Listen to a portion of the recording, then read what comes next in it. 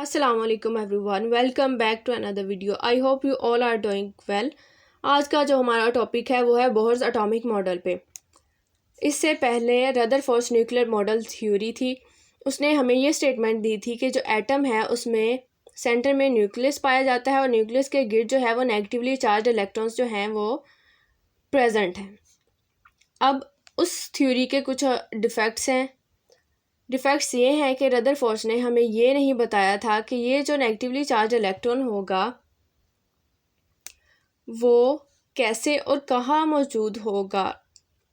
उसकी अरेंजमेंट हमें नहीं बताई थी इलेक्ट्रॉन की न्यूक्लियस के गिर्द, और ना ही उसने एक्सप्लेन किया था कि ये जो नेगेटिवली चार्ज इलेक्ट्रॉन है और पॉजिटिवली चार्ज न्यूक्लियस में इलेक्ट्रोस्टैटिक फोर्स ऑफ अट्रैक्शन पाई जाती है, तो इस अट्रैक्शन की वजह से जो हमारे पास इलेक्ट्रॉन है वो फॉल क्यों नहीं करता न्यूक्लियस के अंदर।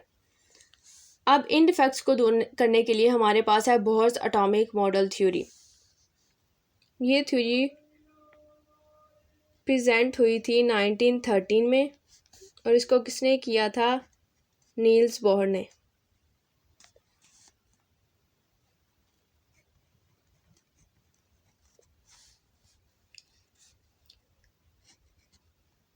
और बोहर ने प्रपोज की थी new model of atom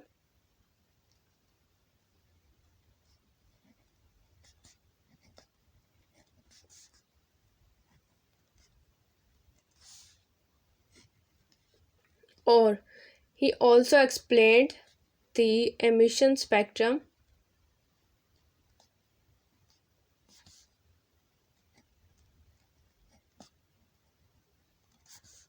of hydrogen।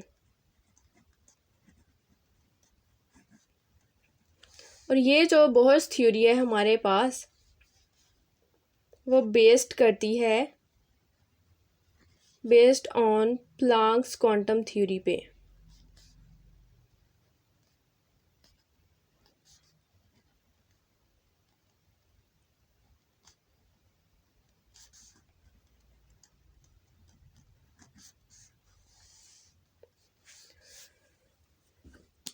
अब इसके बाद हम पोस्टुलेट्स देख लेते हैं बोहर्स थ्योरी के।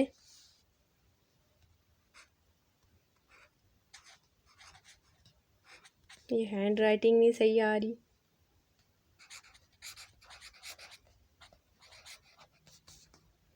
Postulates of Bohr's theory.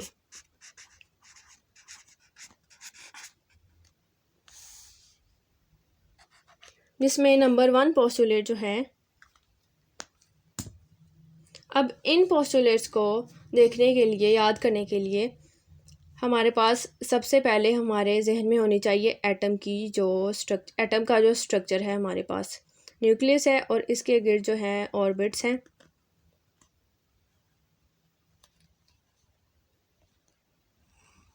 ये फर्स्ट ऑर्बिट है, फिर इसके बाद आता है सेकंड,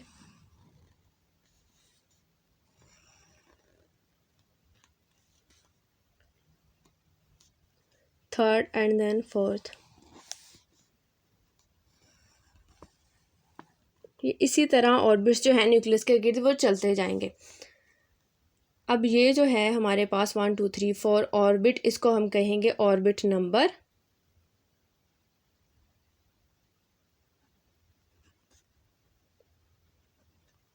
ऑर्बिट नंबर्स, ये है सेंटर में न्यूक्लियस।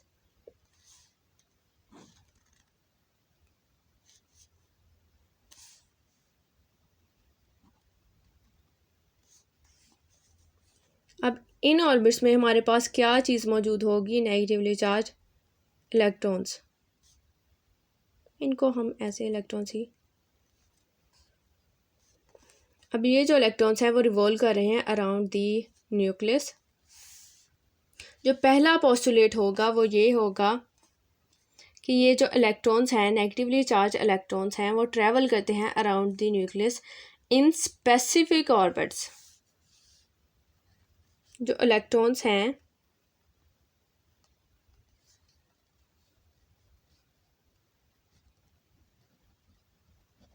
वो ट्रैवल करते हैं around the nucleus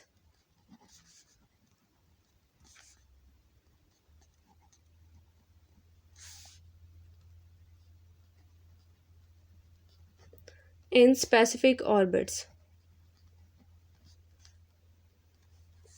in specific orbits में जो इलेक्ट्रॉन्स हैं वो ट्रैवल कर रहे हैं।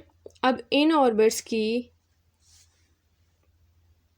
दो प्रॉपर्टीज़ हैं। एक है कि ये जो ऑर्बिट्स हैं, these orbits have definite energy. एक तो एनर्जी जो है इनकी वो डेफिनेट होगी, मीन्स के फिक्स्ड एनर्जी है ऑर्बिट्स की। और दूसरा, these are present at fixed distance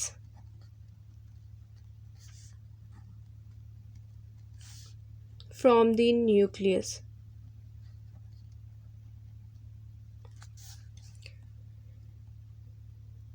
एक तो ये जो ऑर्बिट्स हैं इनकी एनर्जी फिक्स्ड होगी और ये इनका जो डिस्टेंस होगा ऑर्बिट्स का न्यूक्लियस से वो भी क्या होगा, वो फिक्स्ड होगा। अब इस ऑर्बिट को हम डिनोट करते हैं एन से।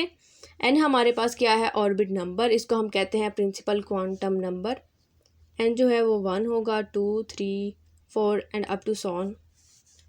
और इस ऑर्बिट को हम डिनोट कर सकते हैं के, एल, एम और एन से। कर सकते हैं, नहीं करते हैं हम इन ऑर्बिट्स को डिनोट के, एल, एम और एन से। अब इसका दूसरा पोस्टुलेट जो होगा,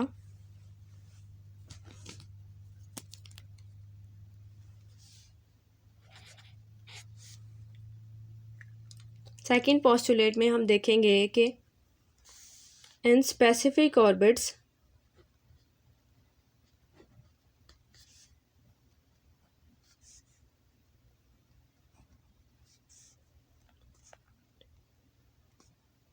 ये जो इलेक्ट्रॉन्स हैं डज नॉट रेडिएट और लूज एनर्जी।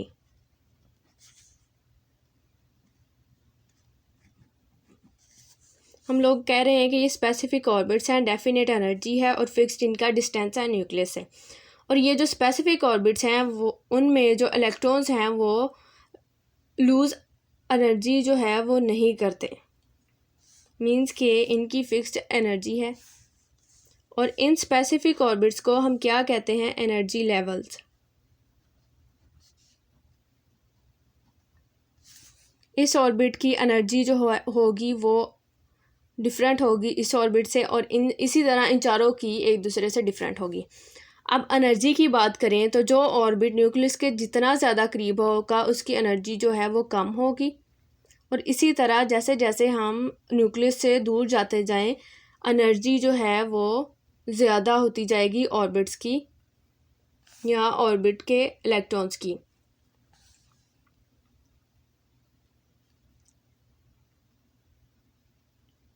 अब जो एनर्जी है, तीसरा पोस्टुलेट देखें।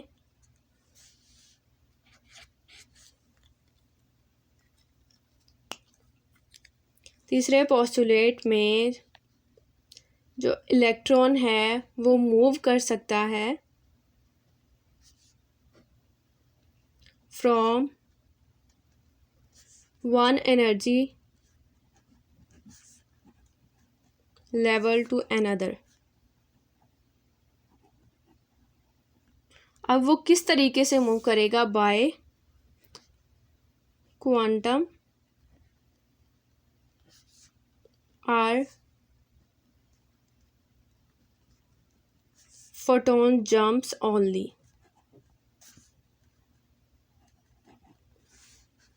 मतलब कि इस इलेक्ट्रॉन की अपनी एनर्जी होगी और इसकी इससे डिफरेंट होगी। एनर्जी जो है वो बढ़ती जा रही है जैसे जैसे हमारे पास ऑर्बिट नंबर इंक्रीज़ हो रहा है। न्यूक्लियस से जितना दूर जाते जाएंगे एनर्जी जो है वो ज़्यादा होती जाएगी। अब एनर्जी यहाँ पे इस ऑर्बिट की जो एनर्जी है वो क्या होगी, कम होगी, और स्टेबिलिटी जो है वो ज़्यादा होगी। एनर्जी और स्टेबिलिटी का जो है वो इन्वर्स रिलेशन है। एनर्जी यहाँ पे क्या है, कम है, और स्टेबिलिटी ज़्यादा है। जैसे जैसे एनर्जी ज़्यादा होगी स्टेबिलिटी जो है ऑर्बिट्स की वो कम होती जाएगी इलेक्ट्रॉन की। अब जब कोई electron, when an electron in the orbit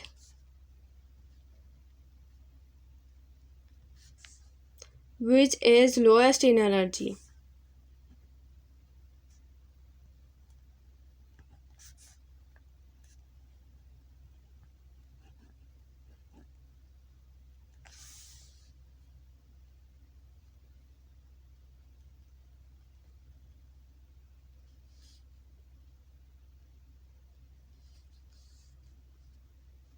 electron in the orbits which is lowest in energy, the electron is said to be in ground state. तो ये जो इलेक्ट्रॉन होगा वो हमारे पास क्या कहलाएगा, ग्राउंड स्टेट में। जब हमारे पास इलेक्ट्रॉन जो है वो उसने अभी कोई एनर्जी जो है वो गेन नहीं की, मतलब कि वो लोएस्ट एनर्जी लेवल में है, तो उसका जो स्टेट होगी उसको हम कहेंगे ग्राउंड स्टेट। जैसे ही कोई फोटोन हमारे पास आएगा इस इलेक्ट्रॉन पे, तो इलेक्ट्रॉन जो है वो एनर्जी अब्जॉर्ब करेगा। अब्जॉर्ब करने के बाद वो हायर एनर्जी लेवल में चला जाएगा, अपने में से किसी भी हायर एनर्जी लेवल में चला जाएगा। वो जिसमें जाएगा वो हमारे पास चीज़ जो है वो बेस करेगी हमारे जो हमने जो क्वांटम फोटोन उस पर अब्जॉर्ब करवाया है उस पर डिपेंड करेगी कि इलेक्ट्रॉन की एनर्जी कितनी ज़्यादा होती है कि वो इनमें से कौन से इलेक्ट्रॉन ऑर्बिट में जा सकता है। और जैसे ही ये फोटोन ऑफ एनर्जी अब्जॉर्ब करेगा ये इलेक्ट्रॉन, तो वो अपने से हायर में चला जाएगा। हायर में जाने के बाद उसको हम कहेंगे एक्साइटेड स्टेट में चला गया है इलेक्ट्रॉन। अदरवाइज एनर्जी अब्जॉर्ब करने से पहले वो किस में होगा, ग्राउंड स्टेट में।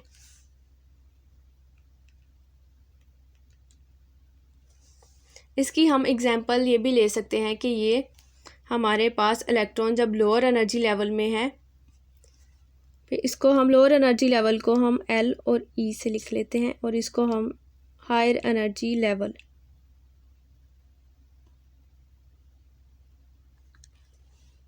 अब यहाँ पे एनर्जी जो है वो कम है, इसके हम एग्जांपल ऐसे भी ले सकते हैं कि ये जब कोई गरीब है और यहाँ पे अमीर है।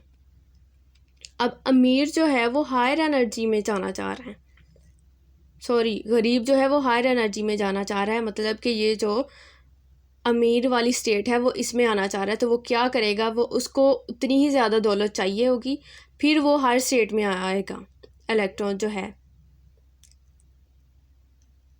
और अगर हम इस ऑर्बिट की बात करें तो यहाँ पे उसको क्या करना पड़ेगा, वो लूज़ करनी पड़ेगी उसकी, और फिर वो जो है वो लोअर में जाएगा। अब इसी तरह इलेक्ट्रॉन्स का है कि जब हम इलेक्ट्रॉन्स फोटोन फॉल करवाएंगे इलेक्ट्रॉन के ऊपर, वो अब्जॉर्ब करेगा और वो हायर एनर्जी में चला जाएगा। और इसी तरह जो इलेक्ट्रॉन है वो हम ग्राउंड स्टेट में जब जाएगा तो वो एनर्जी क्या करेगा, वो रिलीज़ करेगा और अपने से लोअर एनर्जी में शिफ्ट हो जाएगा।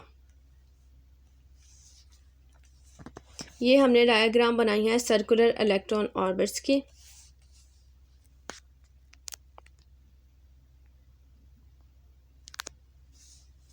अब इससे हमारे पास एक रिलेशन आता है, the quantum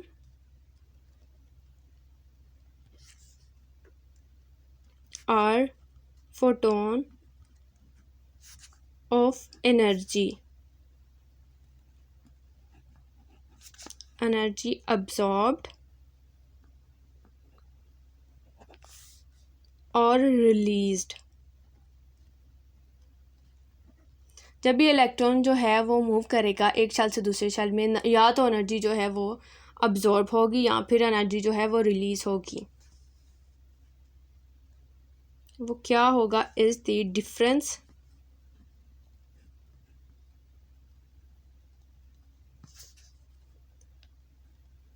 between lower and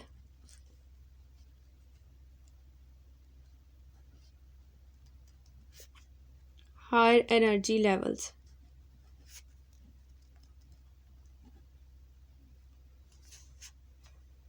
मतलब कि जब कोई क्वांटम या फिर फोटोन एनर्जी का अब्जॉर्ब होगा या फिर इमिट होगा, वो किसके इक्वल आएगा, उसमें वो एनर्जी डिफरेंस के इक्वल आएगा।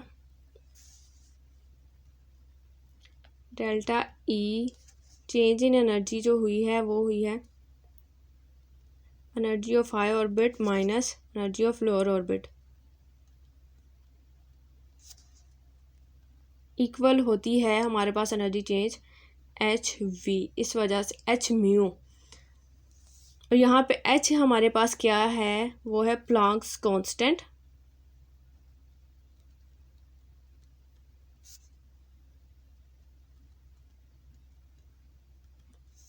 और ये जो न्यू है वो है फ्रीक्वेंसी ऑफ फोटोन।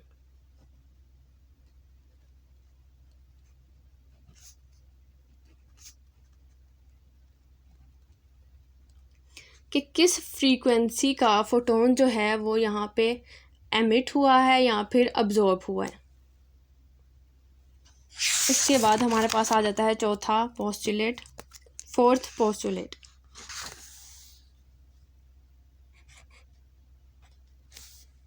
जिसमें हम बात करेंगे एंगुलर मोमेंटम की। जब कोई भी बॉडी मूव कर रही होती है तो उसका कोई ना कोई मोमेंटम होता है, लेकिन जब हम किसी बॉडी को मूव करवाते हैं सर्कुलर पाथ में, रेडियस आर, कोई भी ऑब्जेक्ट है, यहाँ पे उसका मास m है और इसकी वेलोसिटी v टेंजेंट वेलोसिटी होगी। अब जो कोई ऑब्जेक्ट है वो मूव करेगा सर्कल में, तो वहाँ पे हम यूज़ करेंगे एंगुलर मोमेंटम। जो एंगुलर मोमेंटम है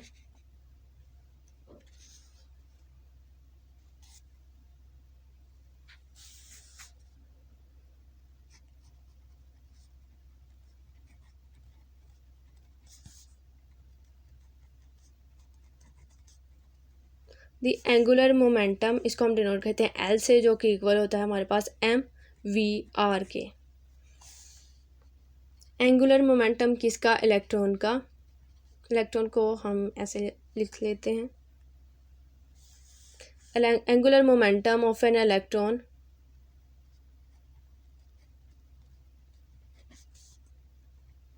orbiting around the nucleus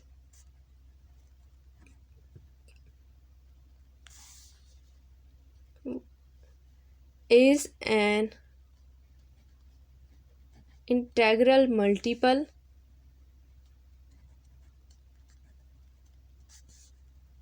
of Planck's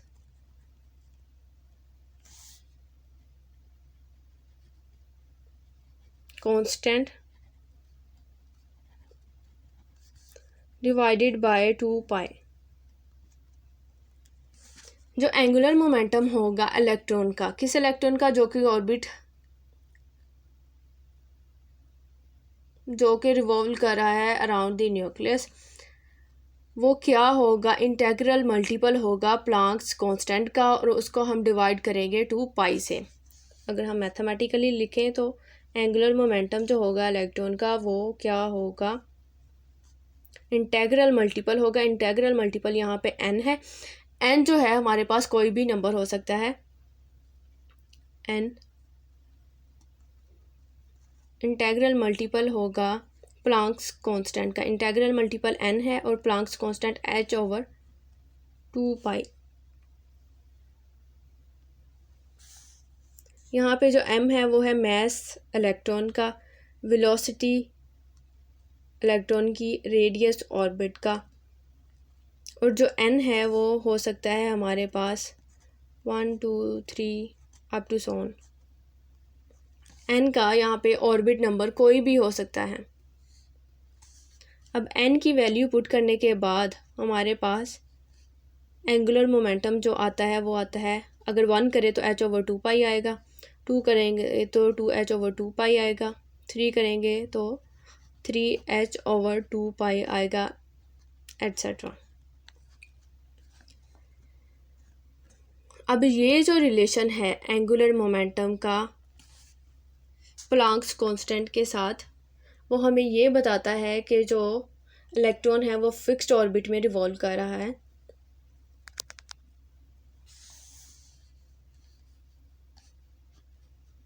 There can be no fractional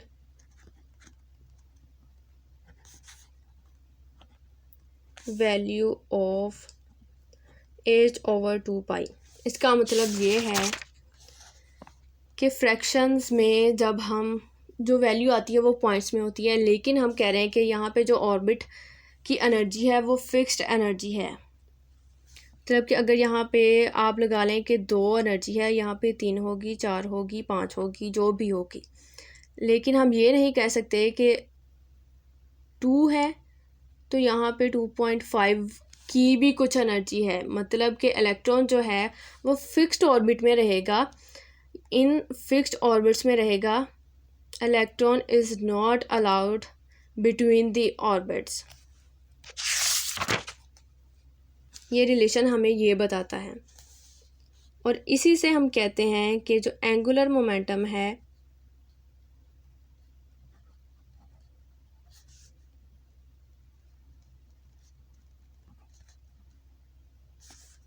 is